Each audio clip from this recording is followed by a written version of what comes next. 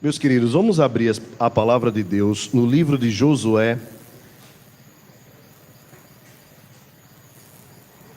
capítulo 16.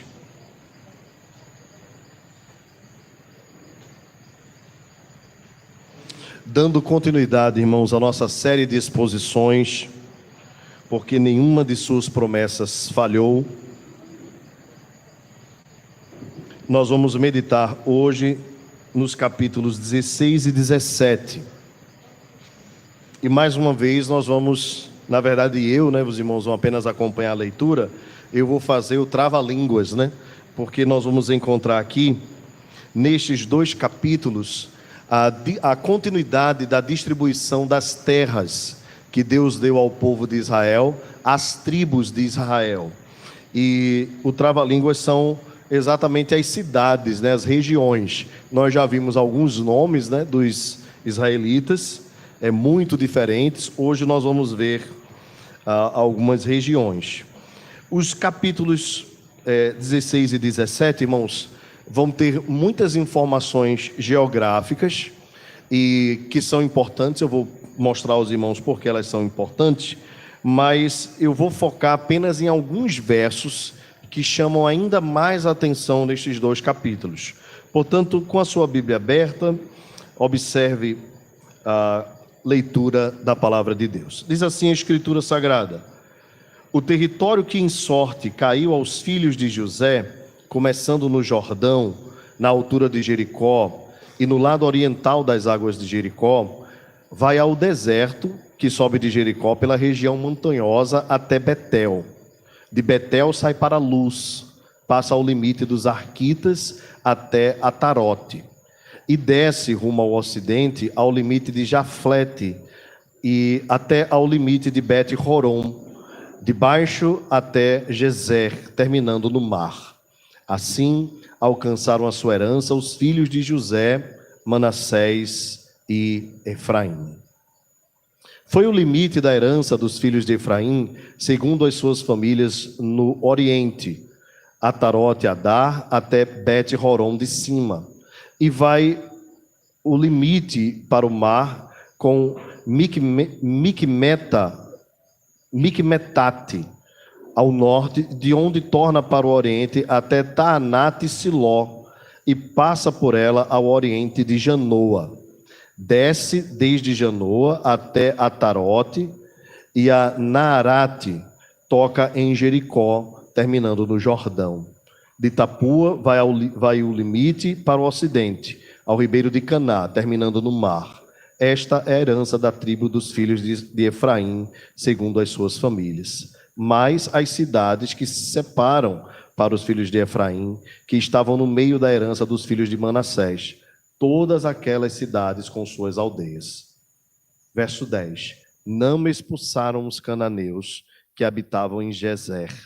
Assim, habitaram eles no meio dos efraimitas até ao dia de hoje, porém sujeitos a trabalhos forçados. Também caiu a sorte a tribo de Manassés, o qual era o primogênito de José. Maquir, o primogênito de Manassés, pai de Gileade, porquanto era homem de guerra, teve Gileade e Bassã.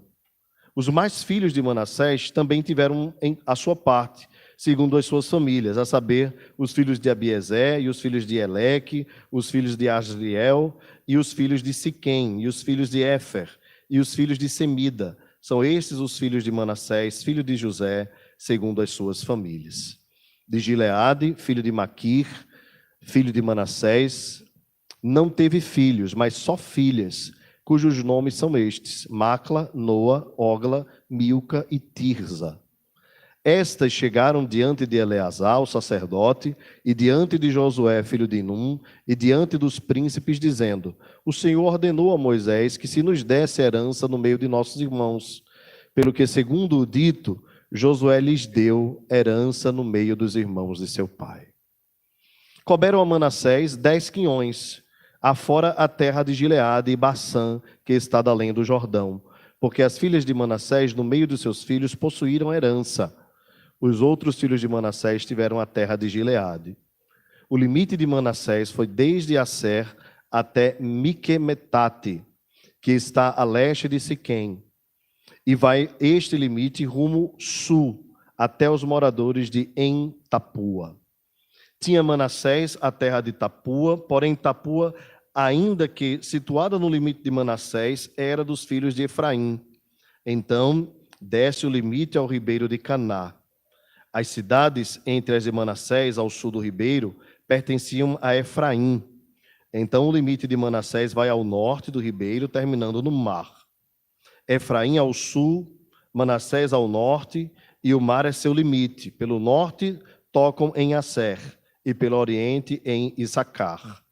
Porque em Issacar e em Asser tinha Manassés a Bet-Seã e suas vilas, Ibleão e suas vilas, os habitantes de Dor e suas vilas, os habitantes de Endor e suas vilas, os habitantes de Taanaque e suas vilas, e os habitantes de Megido e suas vilas, a região dos 3 outeiros. E os filhos de Manassés não puderam expulsar os habitantes daquelas cidades, porquanto os cananeus persistiam em habitar nessa terra. Sucedeu que, tornando-se fortes, os filhos de Israel sujeitaram os cananeus a trabalhos forçados, porém não os expulsaram de todo. Então o povo dos filhos de José disse a Josué: por que me deste por herança uma sorte apenas, e um quião, sendo eu tão grande povo, visto que o Senhor até aqui me tem abençoado? Disse-lhe Josué: se és grande povo, sobe ao bosque e abre ali clareira na terra dos ferezeus e dos refaíns, visto que a região montanhosa de Efraim te é estreita demais. Então disseram os filhos de José: a região montanhosa não nos basta, e todos os cananeus que habitam na terra do vale têm carros de ferro, tanto os que estão em Bet-Seã e suas vilas, como os que estão no vale de Jezreel. Falou Josué à casa de José, a Efraim e a Manassés, dizendo: tu és povo numeroso e forte, não terás uma sorte apenas. Porém, a região montanhosa será tua.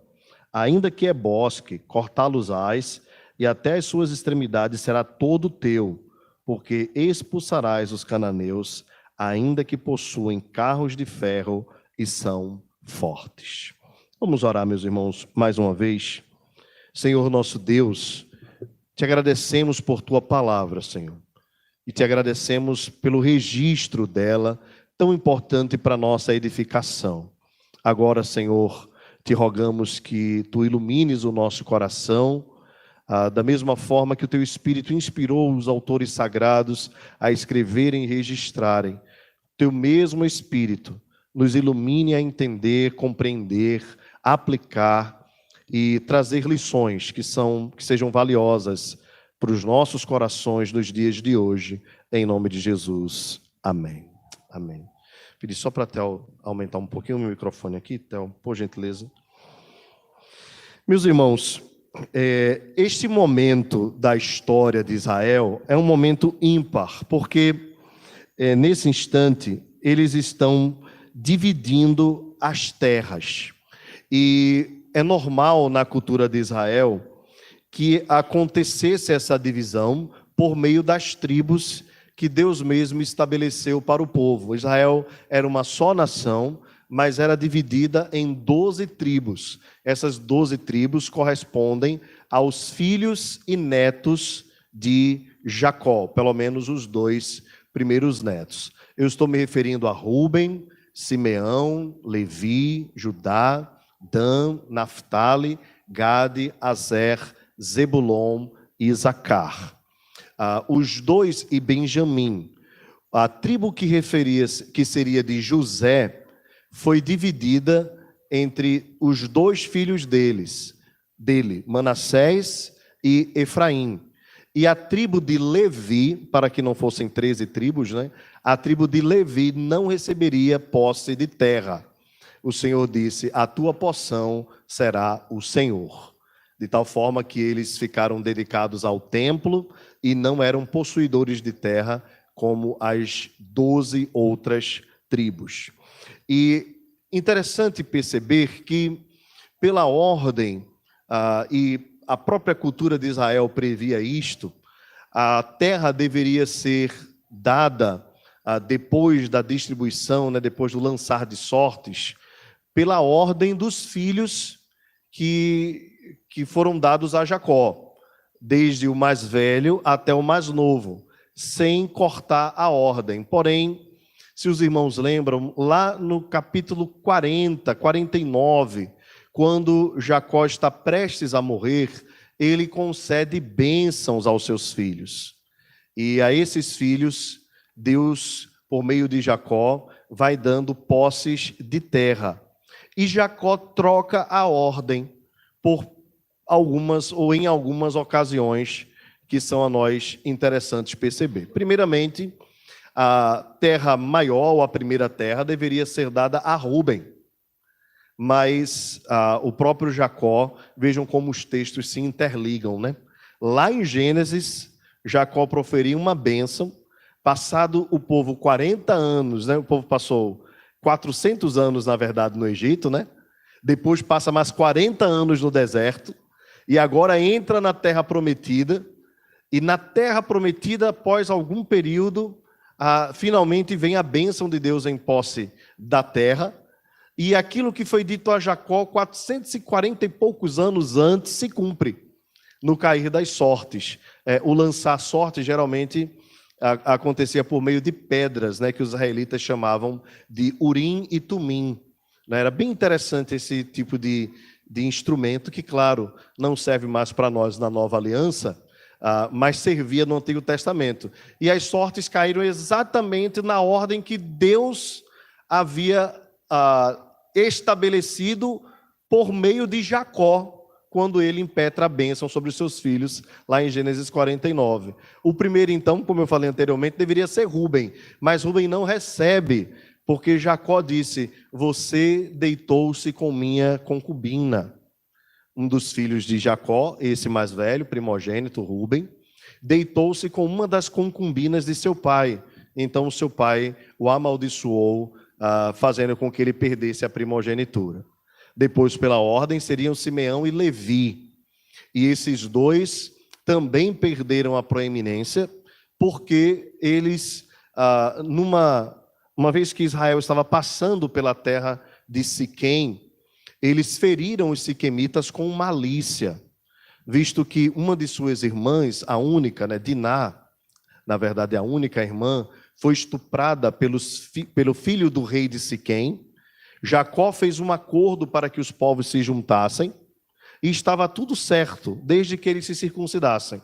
E a Bíblia diz que quando eles se circuncidaram, e após o período da inflamação, Simeão e Levi armaram para matar os siquemitas, ainda pelo rancor que tinham da sua irmã ter sido violada.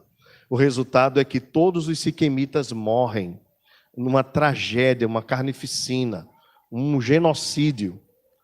E Deus então pune Simeão e Levi por meio de Jacó, fazendo com que eles perdessem também a proeminência da bênção. Resultado, irmãos: Rúben, Simeão, Levi, Judá. O primeiro a receber a maior sorte, a maior posse, foi a tribo de Judá. Interessante a proeminência cair exatamente sobre a tribo da qual o nosso Salvador saiu, da qual sai o rei Davi e também sai Jesus. Talvez um sinal ou um prenúncio de que Jesus é aquele que tem a primazia entre o povo de Deus. Bem, além disso, nós vemos também a mesma coisa acontecendo no caso dos filhos de José. José tem 2 filhos, Manassés e Efraim. Quando ele estava no Egito e recebeu o nome de Zafnat-Paneá, chamado pelos egípcios de o Salvador, Deus deu a ele uma esposa chamada Azenate, e ele teve com ela 2 filhos, Manassés e Efraim. A cada um, José abençoou com esses nomes. Quando José reencontra Jacó, já velho, e entrega os seus filhos a ele na hora da bênção, Jacó muda a ordem. Ao invés de dar a primeira bênção a Manassés, ele dá a Efraim. E José diz: pai, o Senhor confundiu, talvez José pensando que Jacó não o conhecia. E Jacó disse que aquilo fazia parte de um propósito maior. É interessante que a sorte, mais uma vez, cai primeiro sobre a tribo de Efraim e depois sobre a tribo de Manassés. Meus irmãos, só isso aqui já nos dá pano de fundo, né, para nós descansarmos na soberania de Deus. Porque aquilo que Deus promete, Ele cumpre. Pode ser 200 anos, 300 anos ou 440 anos depois. As promessas de Deus não falham. E por mais estranho que pareça o caminho de Deus, porque se o natural era dar a bênção primeiro ao primogênito e Deus troca, a palavra de Deus, irmãos, é sim, sim, não, não. A palavra de Deus não volta. A palavra de Deus é cumprida, ainda que o tempo perdure. Pois, na verdade, para nós é muito tempo, para Deus 1000 dias é como um dia. 1000 anos é como um dia. Para Deus o tempo é outro. Né? O que o nosso é Cronos, né? Para Deus é o Kairos, né? O seu tempo de agir e de fazer. A bênção que foi dada a Manassés, a Efraim, a Jacó, aos filhos de Israel, 440 anos antes, recai sobre a sua descendência, as suas tribos, de acordo exatamente com a vontade de Deus, pois Ele é soberano. Portanto, meus irmãos, só isso já nos dá a tranquilidade e a paz que nós precisamos ter para seguir na nossa caminhada. Pois o Deus que prometeu é fiel para cumprir. O Deus que é poderoso para determinar antes dos tempos as coisas acontecerem é o nosso Pai, é o nosso Deus, é o Deus da igreja, é o nosso Senhor. Portanto, tudo aquilo que Ele tem para você vai chegar até você em nome de Jesus. Não se preocupe. Às vezes a gente pensa que a ordem está trocada. Às vezes a gente pensa que o caminho é diferente do que Deus quis. Veja, Deus dá a bênção a esses homens por meio de Jacó, e ao invés deles receberem a bênção logo, eles recebem a escravidão no Egito.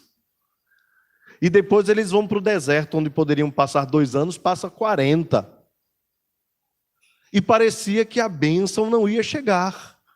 Mas quando chega, chega exatamente do jeito que Deus prometeu. Portanto, nós, irmãos, não precisamos nos desesperar quanto às bênçãos de Deus.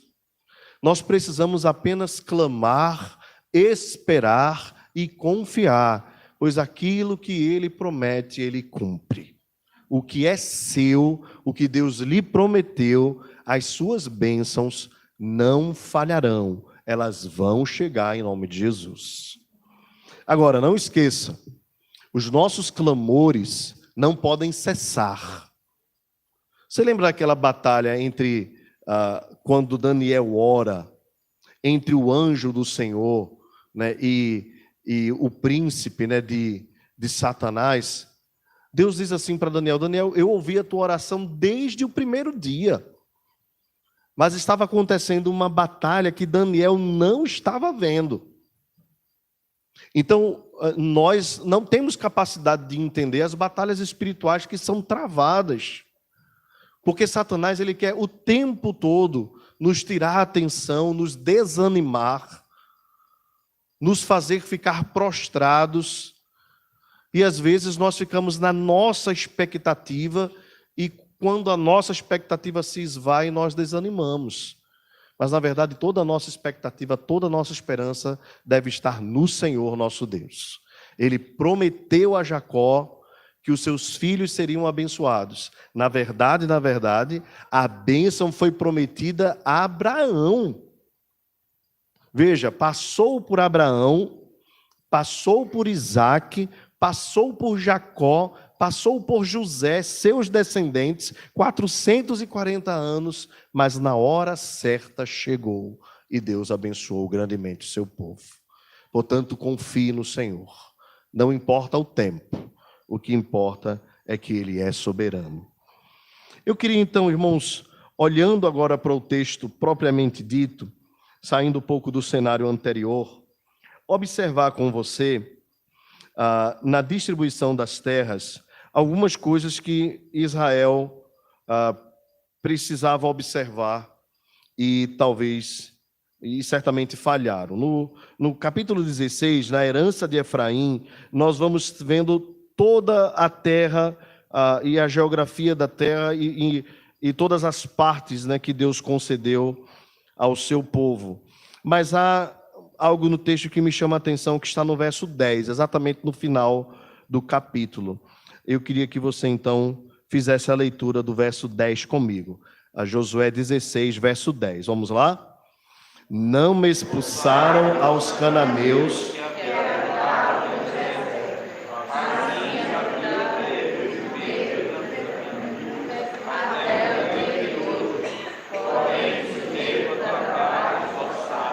Muito bem, irmãos. Durante a distribuição da terra, nós vamos vendo aqui algumas coisas importantes. Eu queria ressaltar esta.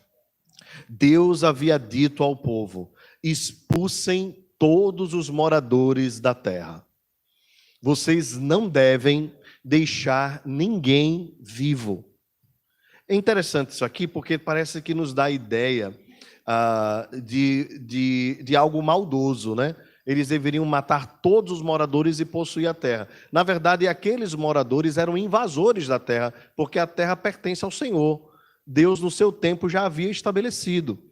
E aquele era um sinal do juízo de Deus sobre os povos pagãos, sobre os ímpios. E é algo que nós tratamos com muita delicadeza, mas que não podemos deixar, meus irmãos, de revelar a verdade da Escritura. A situação do povo de Israel aqui é a situação de entrar e tomar posse da terra que Deus deu, pois Deus é o dono da terra.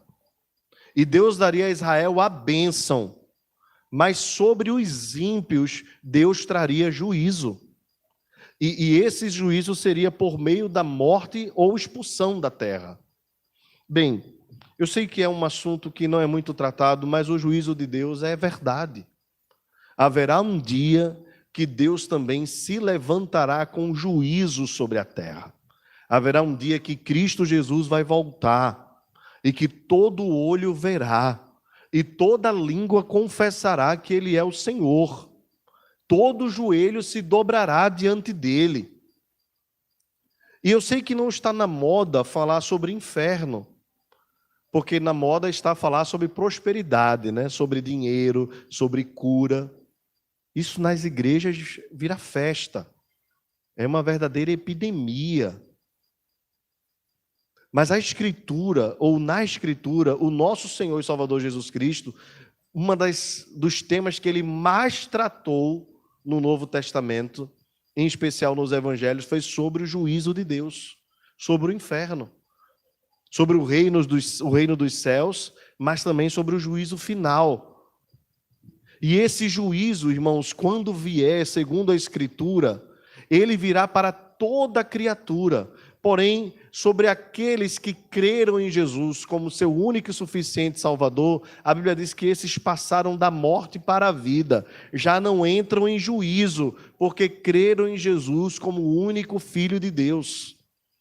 A Bíblia diz: porque Deus amou o mundo de tal maneira que deu o seu único Filho, para que todo aquele que nele crê não pereça, mas tenha a vida eterna. Todo que nele crê está salvo, e todo aquele que não crê está condenado, porque não creu no unigênito Filho de Deus.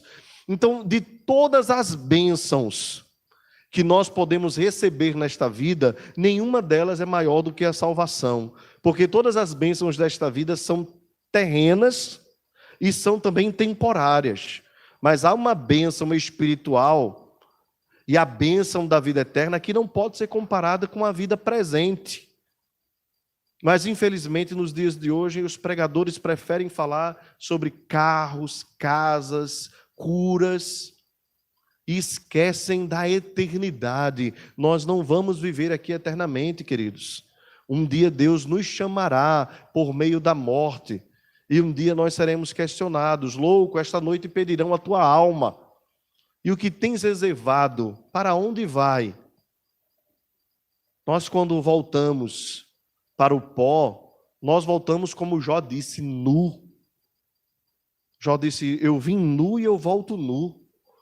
Eu não tenho nada. Você percebe que caixão só cabe o corpo, né? No máximo vai uma roupinha ali, mas depois vai se decompor. E, infelizmente, as pessoas continuam olhando para este mundo como se fosse a bênção maior da vida, e não é. E a mensagem do juízo, que é uma mensagem iminente, que é uma mensagem urgente, tem sido esquecida. Então, quando você olhar para um texto como esse, na verdade é um sinal do juízo de Deus sobre os ímpios. Agora, até mesmo no meio destes, Deus resgata os seus a quem Ele quer, como Ele fez com Raabe, que talvez fosse de todos aquela que ninguém imaginasse que seria alcançada pela graça de Deus. Ela era uma prostituta, e mais, a Bíblia diz não só que ela era uma prostituta, mas ela era dona de uma casa de prostituição. Era a cafetã da casa. E exatamente no livro de Josué, no capítulo 2, quando Deus está prestes a invadir, por meio de Israel, as nações cujas terras Deus havia dado ao seu povo, que é resgatada uma prostituta, mostrando o tamanho da graça de Deus revelada até mesmo no meio dos ímpios. Essa graça, via de regra, era revelada através de Israel, a nação que Deus escolheu, mas vez por outra nós vemos na história Deus tirando alguém de outro povo e dizendo assim, eu quero dar um sinal para vocês de que a minha graça é maior do que Israel, a minha graça será revelada a todas as nações. Nós somos resultado disso, né? Nenhum de nós tem sangue judeu, pelo menos até que conste, mas nós temos o sangue de Jesus derramado sobre as nossas vidas. Qual o problema aqui, irmãos, que nós encontramos neste verso 10? É que o povo de Deus não fez o que deveria fazer. Deus disse expulsem. Por que Deus disse expulsem? Moisés já havia dito anteriormente. Eles vão servir para vocês como pedra de tropeço. Eles vão servir para vocês como armadilha. Em outras palavras, irmãos, o que Deus está dizendo e o que Deus está aqui condenando Israel neste verso é o fato deles não terem radicalizado quanto à presença do pecado no meio deles. E aqui é uma outra palavra, é uma outra mensagem que não está muito na moda. Geralmente, quando nós falamos de pecado, o que se quer hoje fazer é de alguma forma amenizar. Você assim, todo mundo é pecador, que é uma verdade, né? Todo mundo é pecador, então vamos tolerar um ao outro. Veja que a mensagem dos nossos dias tem sido exatamente estas, né? Não julgue ninguém. Olha, todo mundo... Aí Deus diz aqui, expulsem todos os moradores. Pecaram os filhos de Israel porque não expulsaram os moradores da terra. Aqui tratando da nossa vida particular, né? Porque a primeira coisa quando nós oramos para um texto desse é olhar para a nossa própria vida, né? Às vezes a gente quer olhar primeiro para a vida da igreja, né? Ou dos outros. Mas a primeira observação que a Escritura traz é nós olharmos para nós mesmos. Às vezes, irmãos, nós domesticamos pecados. Às vezes nós não radicalizamos na nossa vida e vamos permitindo determinados comportamentos, determinados pecados, muitas vezes porque eles não são revelados publicamente, porque eles não causam tanto escândalo, e nós acabamos levando uma vida cristã medíocre, ao invés de levarmos uma vida cristã profunda, porque nós queremos caminhar com Deus, porque o amamos, mas não queremos também abrir mão dos nossos prazeres que desagradam ao Senhor. Meus irmãos, Deus está nos chamando a um tempo de comprometimento com Ele, a um tempo de maior profundidade. Não é tempo de brincarmos, irmãos. Não é tempo de brincarmos. O mundo lá fora está cada dia mais cão. Jaz no maligno e parece que nesses dias jaz ainda mais. A coisa está pesada. As investidas do maligno têm sido fortes. É o tempo todo ferindo ou buscando ferir os nossos princípios, os nossos valores. Basta você ver os comentários nas redes sociais, às vezes reportagens que falam a respeito dos evangélicos, dos cristãos, as pessoas lá malhando pau. Nós precisamos, irmãos, estar atentos ao nosso comportamento para vivermos uma vida santa diante de Deus. Não podemos domesticar, alisar, acariciar os nossos pecados, colocá-los para debaixo do tapete e tentarmos viver amando dois senhores. Jesus foi muito radical quanto a isso. Jesus disse que a chamada para a vida cristã é uma chamada de renúncia. O Senhor Jesus disse: quem quiser me seguir, tome a si mesmo a sua cruz, negue-se a si mesmo e siga-me. E alguns quiseram andar com Jesus e andar com a cultura do lado. Lembra daquele homem que disse assim: Senhor, eu quero te seguir, mas deixa primeiro eu enterrar o meu pai, despedir-me do meu pai, né? Jesus disse: deixa aos mortos os seus próprios mortos. Tu vai e segue o reino de Deus. Aquele homem não estava fazendo um simples pedido para enterrar o pai, porque o texto nos diz lá em Lucas que Jesus estava a caminho fora da aldeia. E ninguém que enterrava o pai estava a caminho fora, certamente estaria dentro. O que ele está dizendo para Jesus, naquela cultura, é: Senhor, eu quero te seguir, mas eu quero seguir a tradição que diz que eu só posso te seguir depois que os meus pais morrerem. Jesus diz: não é assim para andar comigo. O amor à família é fundamental, e Jesus não estava negando isso. Mas as questões culturais não podem ser superiores ao nosso amor por Jesus. Meus irmãos, atentem bem. O apóstolo Paulo, em Romanos capítulo 12, também falou a respeito disso, dizendo: e não vos conformeis com este século. Não tomai a forma deste século, os moldes deste século. Ah, mas todo mundo faz. Ah, mas todo mundo gosta. Ah, mas todo mundo tem. Bem, nós não somos todo mundo, como diziam nossos pais, né? E Jesus disse mais: nós não somos do mundo. Portanto, a nossa postura deve ser de acordo com a Escritura Sagrada. E às vezes, irmãos, por questões de cultura, pela influência das pessoas, nós vamos começando a admitir coisas que nós vamos dizer: mas isso é inofensivo. Mas não percebe se isso te vicia, se isso promove escândalo, se isso serve de tropeço para outra pessoa. E esses valores vão sendo colocados para baixo quando nós buscamos o nosso prazer acima de tudo, porque nós queremos nos amoldar à cultura deste mundo. Às vezes eu vejo os jovens falhando, e às vezes até adultos também, quanto às questões da moralidade e da cultura deste mundo. Eu falo, por exemplo, do uso da bebida alcoólica. A Bíblia não proíbe que o cristão use bebida alcoólica. Você não vai ver em texto nenhum da Escritura. Mas você tem tantas recomendações das Escrituras quanto ao uso da bebida alcoólica, que ela se torna um evento e não uma cultura na sua vida. Porque a Bíblia diz que você deve evitar algo que possa te viciar. A Bíblia diz que se aquilo começa a te prender, você já está viciado. Vários textos da Escritura dizem isso. A Bíblia diz que o vinho é escarnecedor e que a gente deve se prolongar em se aproximar dele.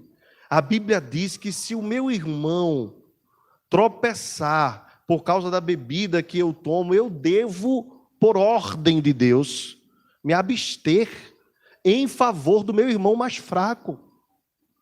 Meus irmãos, está na Escritura. Ou você é da Escritura, ou você é seu.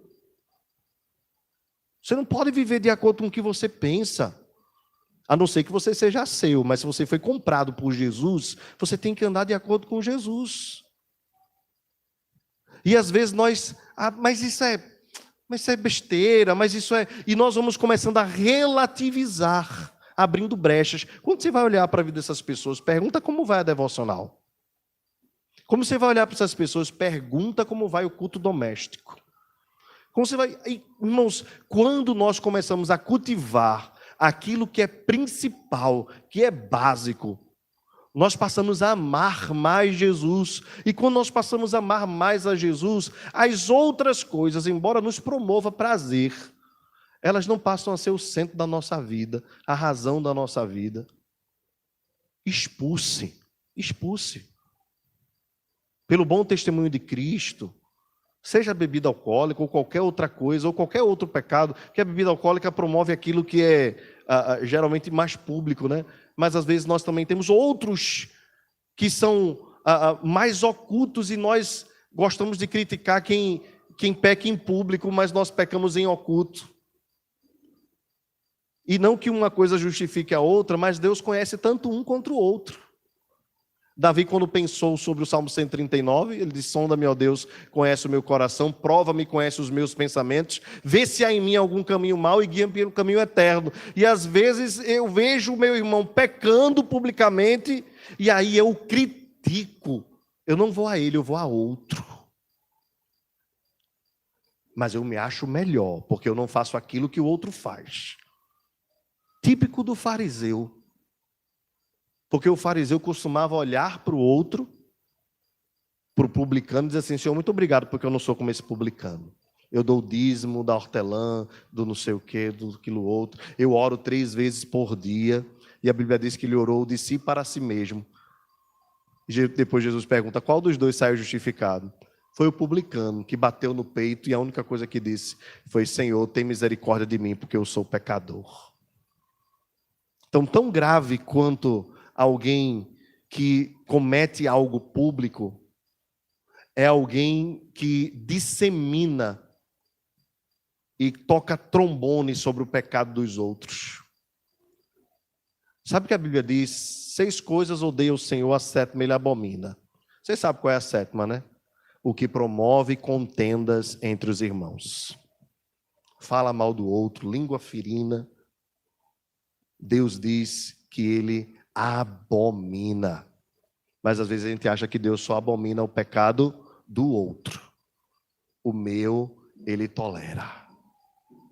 Meus irmãos, sejam os pecados mais escandalosos publicamente, ou seja aquele que a gente pensa que é só uma besteirinha. Só uma besteirinha, foi só um pecadinho de leve. Jesus foi moído por causa dos 2 pecados cometidos pelos seus filhos. Foi o mesmo sangue derramado. O mesmo sangue que foi derramado para te curar da mentira, foi derramado para curar Davi de um assassinato. Porque nesse sentido, para Deus não existe pecadinho nem pecadão. Se nós falhamos em um ponto da lei, nós quebramos toda a lei. Como vai a sua vida de santidade? Mas ainda, irmãos, uma outra lição que esse texto nos ensina. No capítulo 17, agora é a herança da meia tribo de Manassés. Os irmãos devem lembrar que a outra parte da tribo, a outra meia tribo, né, ficou daquém do Jordão. Já teve parte da sua herança. Eles escolheram uma terra boa, por sinal. Agora, a meia tribo que entra da além do Jordão, né, começa a receber a sua herança. Lembrando aos irmãos, primeiro deveria ser Manassés, depois Efraim. Deus troca isso na bênção de Jacó e a sorte cai exatamente como deveria ser, segundo a vontade de Deus. E acontece um evento aqui nessa distribuição da terra. É que o texto nos diz, no verso 3, Zefolade, porém, filho de Éfer, filho de Gileade, filho de Maqui, filho de Manassés, observe que isso é a descendência, né?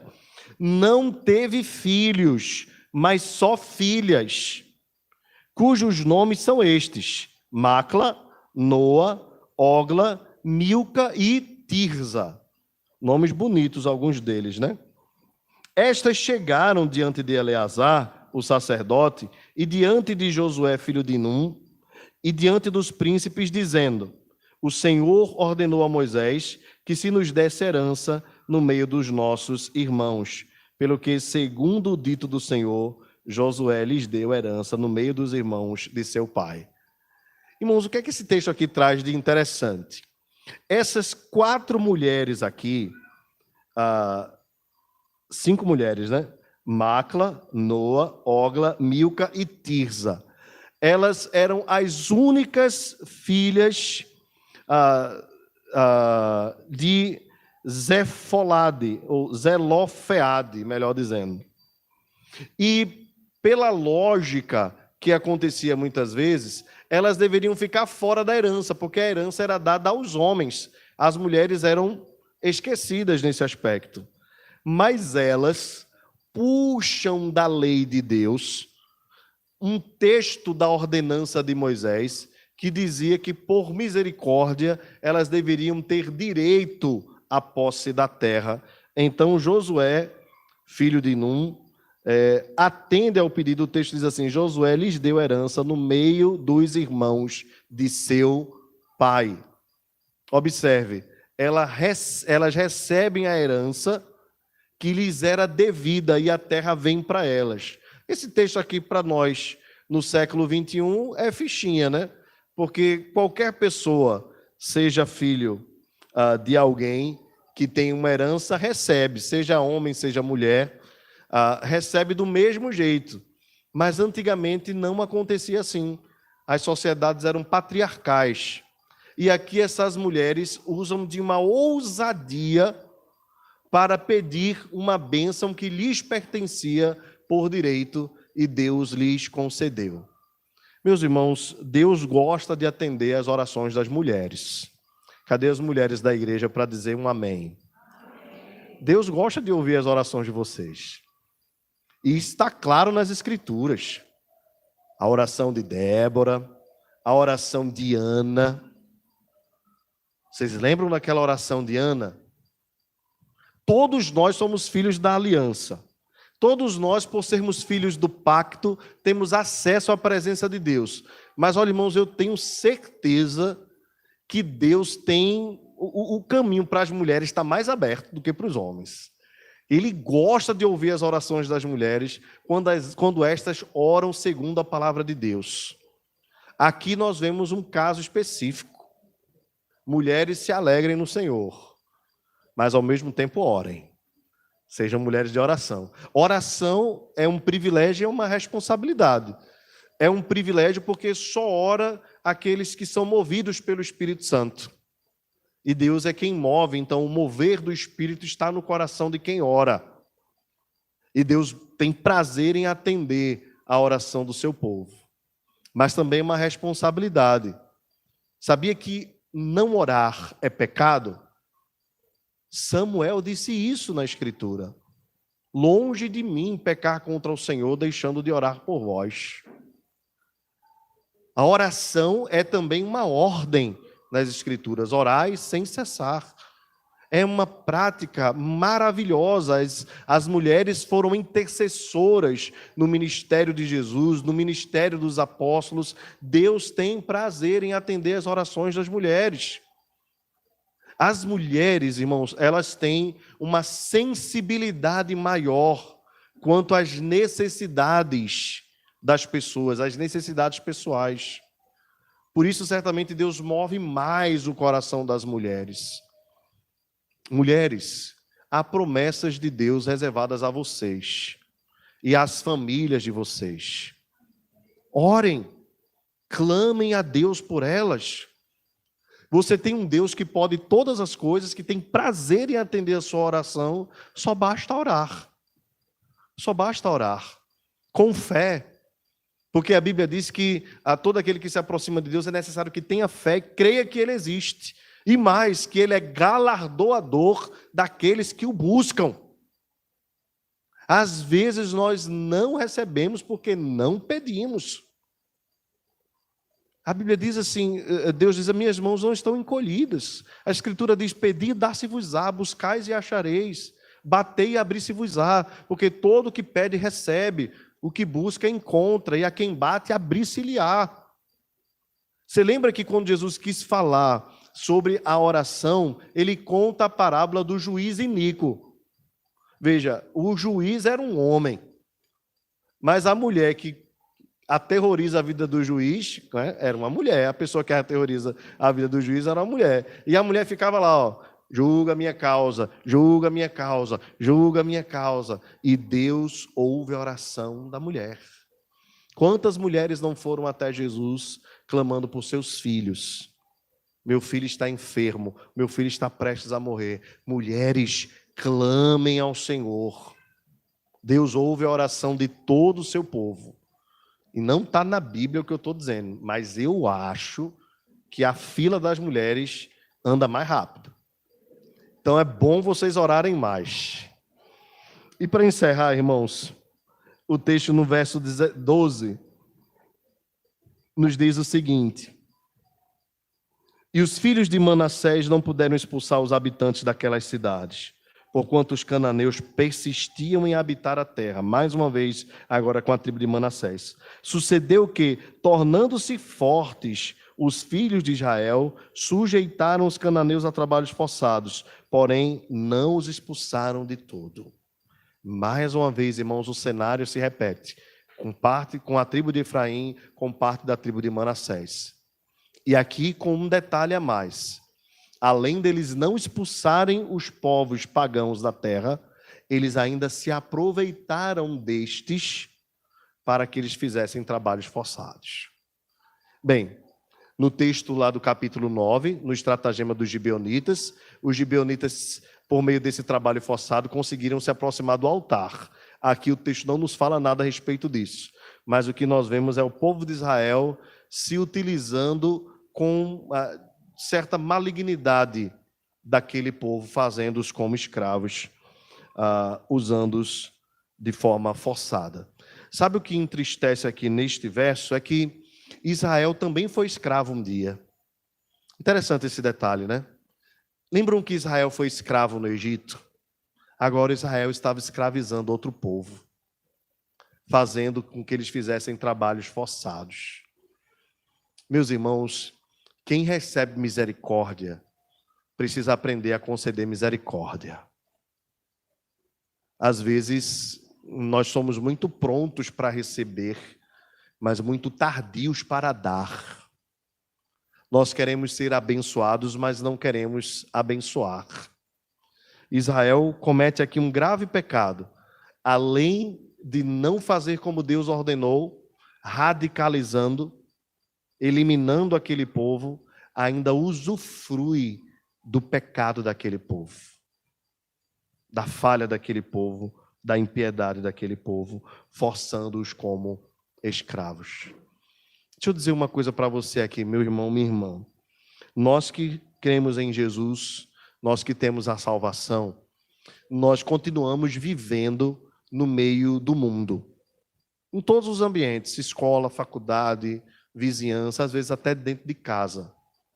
E às vezes nós não nos apercebemos que o nosso papel no mundo é ser uma bênção e não apenas receber de Deus bênçãos. Israel poderia fazer a vontade de Deus, que era radicalizar, mas prefere, ao invés de ser misericordioso com aquele povo, usufruir daquilo ali. No seu relacionamento, preste bem atenção com os ímpios. Cuidado para você não ser apenas um usufruidor daquilo que eles têm a dar. Você precisa ser uma bênção na vida deles. E a maior forma de você ser uma bênção na vida deles é pregando o evangelho. É anunciando a Cristo. É dando bom testemunho. É sendo uma bênção. Mas às vezes nós queremos só receber. Não nos lembramos que um dia nós estávamos numa desgraça de vida e Deus nos concedeu graça. Não nos lembramos que nós estávamos debaixo de maldição, agora somos abençoados por Deus. E vivemos no meio de pessoas que ainda estão debaixo da ira de Deus, e ao invés de nós sermos uma bênção na vida delas, nós queremos apenas usufruir do que elas trazem a nós, a amizade ou aquilo que elas podem nos oferecer. Seja uma bênção neste mundo caído. Deus tem uma missão para nós.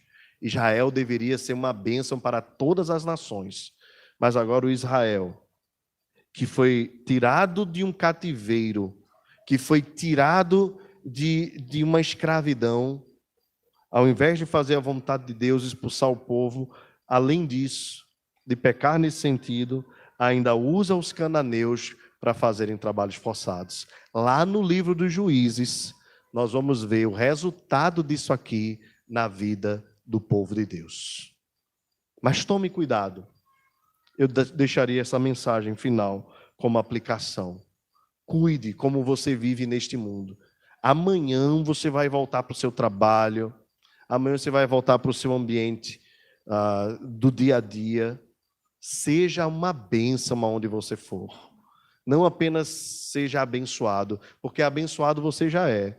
Se nos tirarem tudo no dia de hoje, se nós não tivermos mais nada ao chegarmos em casa, nós continuamos sendo abençoados.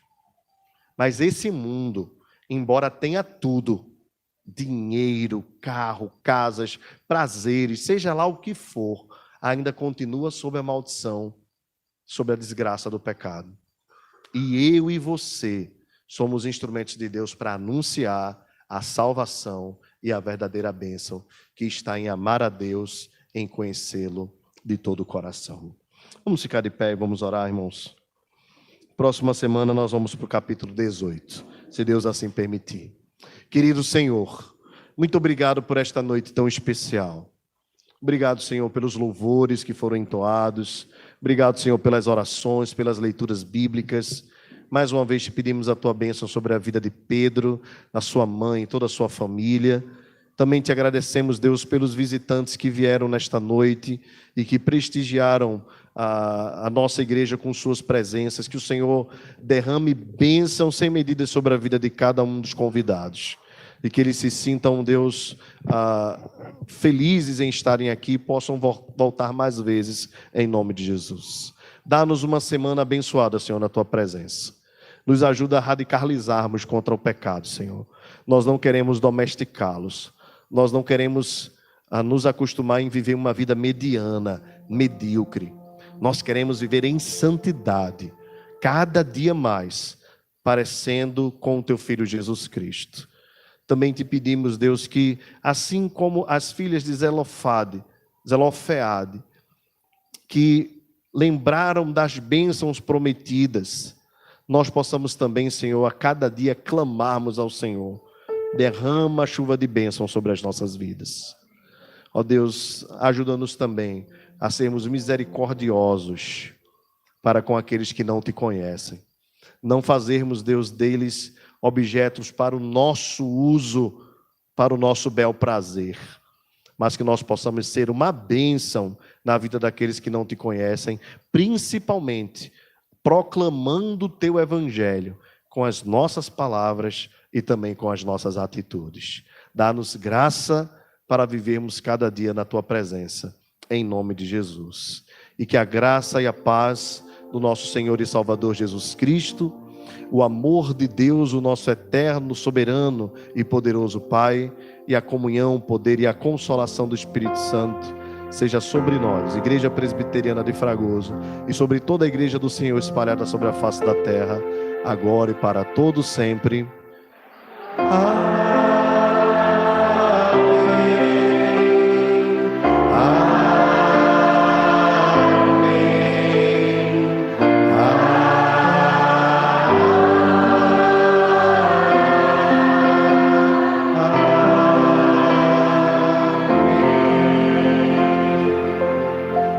Peço que você se sente só por mais um segundinho.